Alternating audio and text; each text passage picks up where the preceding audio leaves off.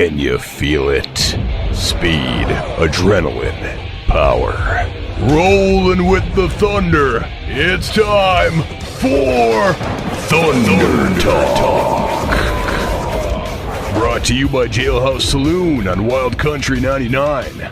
Now, here's your host, Dan Bailey. Another edition of Thunder Talk on the air this week. Now remember, no green flag action this Friday night at Mississippi Thunder Speedway, but we are all getting ready for the big 6th annual Dahl Auto Plaza Modified Nationals, the $250,000 weekend coming up next weekend. It's actually a full week of activity, starting with practice on Wednesday night, the 6th, then a 3-night program, Thursday, Friday, and Saturday, the 7th, 8th, and 9th, and I'm so happy to have joining us on Thunder Talk this week the defending champion of the Modified Nationals, last year's $20,000 feature winner in the B-Mod ranks, Michael Truscott. Yep, thanks for having me on here tonight. Let me ask you about last year's Modified win. First of all, what were your feelings coming into the event? Did you feel like you had a package put together that was going to make you competitive for that big payday last year? I've been working with Corey Krapser here for a few years on cars, and I was pretty competitive on most of my weekly track and traveled around on some of these bigger shows with some of the guys from down south, and I always felt competitive, but you know how all these shows go. It's so much luck of the draw and how things play out. Biggest thing was just go in there with a clear mind and hopefully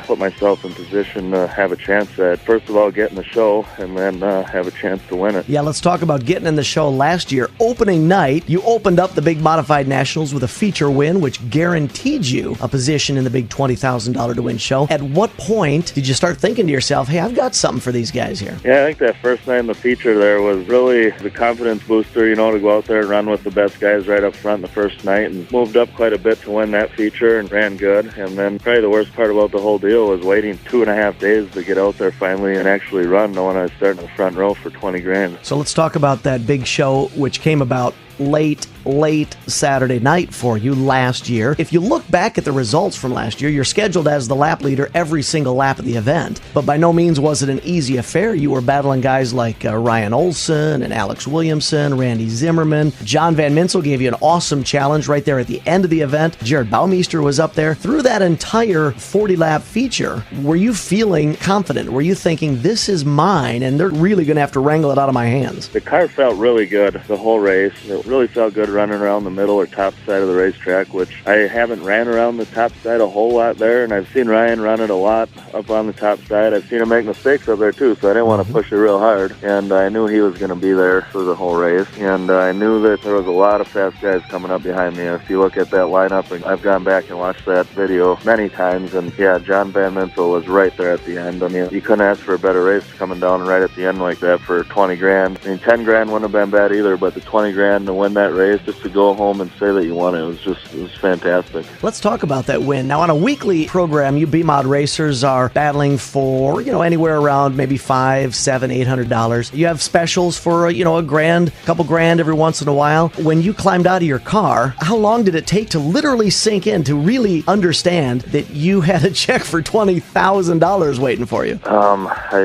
It didn't sink in for, seemed like a month before it finally sunk in, and you actually look at the bank account, and you can go and buy a couple tires the next week, and it's not going to drain the bank account, I went out and bought a couple things I probably would have never bought otherwise. That was really nice to have that extra money, you buy some things for the car, or some pit tools and lifts and things like that go a long way to help you out the next year. And the money side of it is awesome, but actually winning that race with all them good guys there, that means about as much as the money. Now here we are, a year later than last year's event. When you look back, aside from the $20,000, I know it's hard to take that out of the equation, but aside from that, what really sticks out in your mind from last year's Modified Nationals? Waiting 2 days to get out there and race it. It was, the format was kind of a little bit better of an advantage for a lot of us guys that have only ran B-Mod. The year before with Ryan Gustin coming in and winning it was, you want to race guys like that because it makes you better, but you don't want to have to run against them for the $20,000 because you figure you'd have a better chance if they weren't there,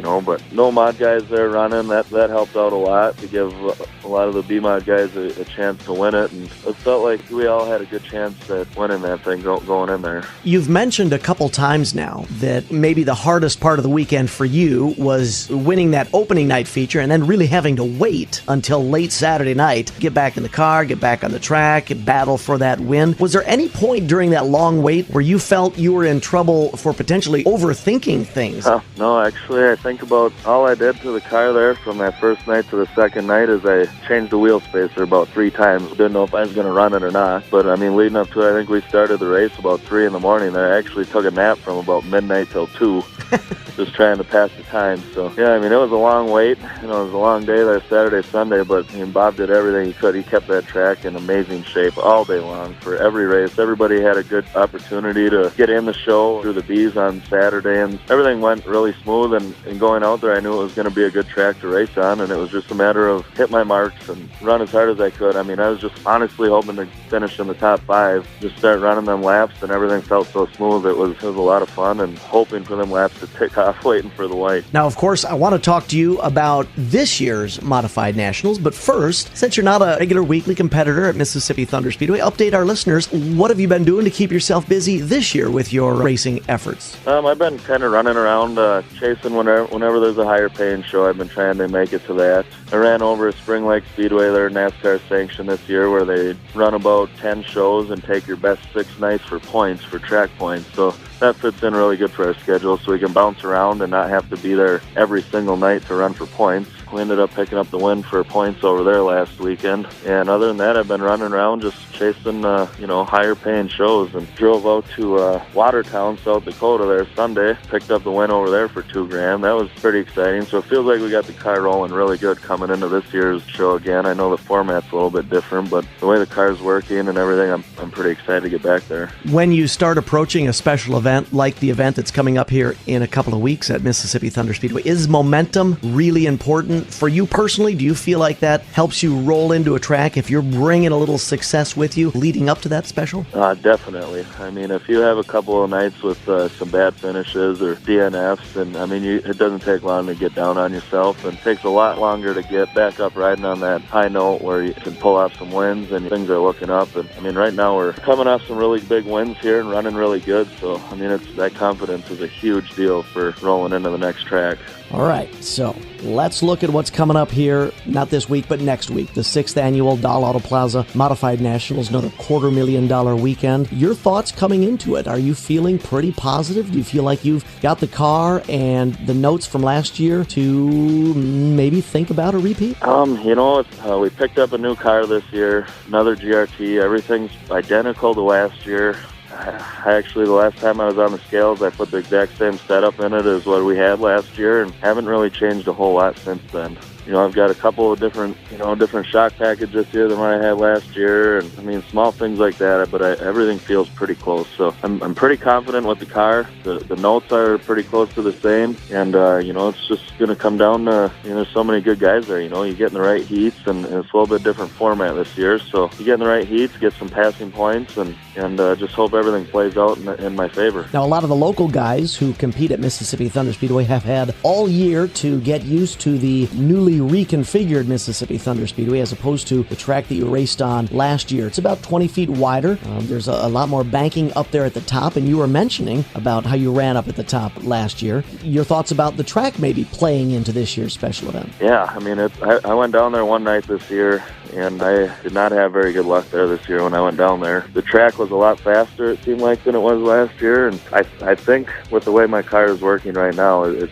should be a really fun track to run on, and it's going to take a little bit of time to get used to it again, but you can pick out the right guys to watch. You watch Ryan Olson or Moldry or them guys, and you can see the guys that run down there and are always fast, and you can pick up some pretty good pointers from watching them right off the bat. So we'll see how it plays out, but I'm pretty confident with running back down there. It's just such a fun track, wide racing, and always 3-4 wide if you want. So this year's Modified Nationals gets started with an open practice on Wednesday the 6th. We're going to see the number 22 up there on Wednesday night, trying to dial the machine in before the program really gets started on Thursday? Kind of undecided. I think I'm probably going to come take a ride down there and run some laps, and just kind of struggled when I was there earlier this year. Looking back on my notes, I was kind of struggling there for a couple weeks at that time period this year. So I kind of think I want to take a ride down there and make sure I got my gearing right again. Getting back on the American racers is another deal that just want to make sure that the car is going to work right with them tires on. You know, being I run Hoosiers all summer, so I'll probably take a ride down there, run some practice laps there, at least 1 or 2 sessions, and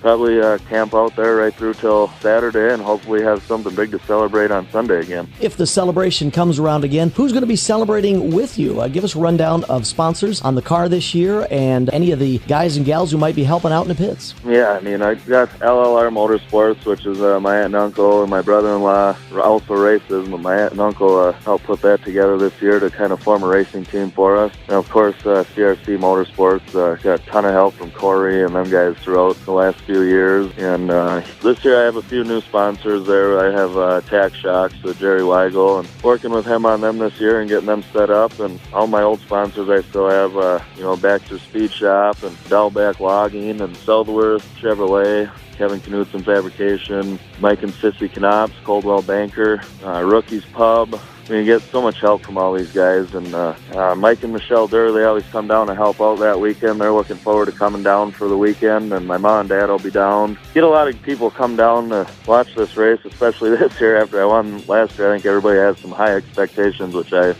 don't know if I want that on my conscience, but I'll definitely try. Actually, that was going to be my next question. You already mentioned that you've been to some special events, a couple thousand to win, 3,000 to win, etc. But an event like last year's and then this year's follow-up, a little bit bigger when you throw that extra money.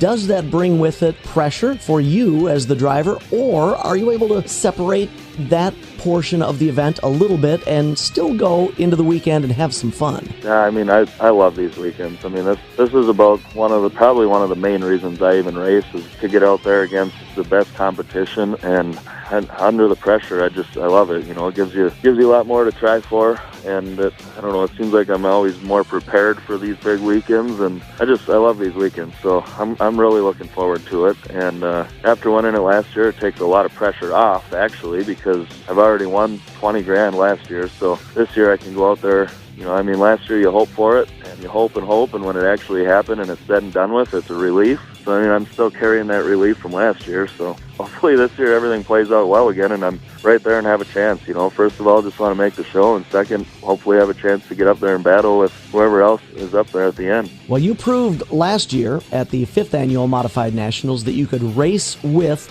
the best of the best and beat the best of the best. So even though it's a year on, we still say congratulations on the big win last year, and of course best of luck a couple of weeks from now at the 6th Annual Dalt Auto Plaza Modified Nationals, the $250,000 weekend at Mississippi Thunder Speedway. Yeah, thanks for giving me a call, and just once again want to say thanks to Bob Tim and them guys down there for putting this stuff on. And enormous risk and a lot of work that goes into putting these big shows on. And me and all the other guys that I race with talk about it all summer. We can't wait to get back there. So we definitely appreciate the chance to run, and just can't wait to get back there. Look forward to touching base with you next week at the track, Mike. Sounds good. Michael Truscott, thank you so much for joining us this week on Thunder Talk. Yep, thanks, Dan. Hey, don't forget, you can also follow all of my social media efforts on Twitter. My account is at Dan Bailey MTS. I try to keep the race fans up to date with live results, especially event winners. Again, follow my Twitter account. That's at Dan Bailey MTS, at Dan Bailey MTS. That was Thunder Talk with Dan Bailey, brought to you by Jailhouse Saloon. Listen to Live Trackside every Friday on AM 1380 KG Country, and don't forget to vote for the Driver of the Week on the Mississippi Thunder Speedway's Facebook page. Thunder Talk with Dan Bailey, brought to you by Jailhouse Saloon and Wild Country 99. Come on down to the Jailhouse Saloon. Yeah, come on down to the Jailhouse Saloon. The Jailhouse Saloon is where everyone wants to do time.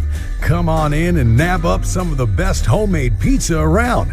The Jailhouse has happy hour weekdays from 2 until 6, free pool on Mondays, and lunch every day at a great price. The Jailhouse Saloon, where everyone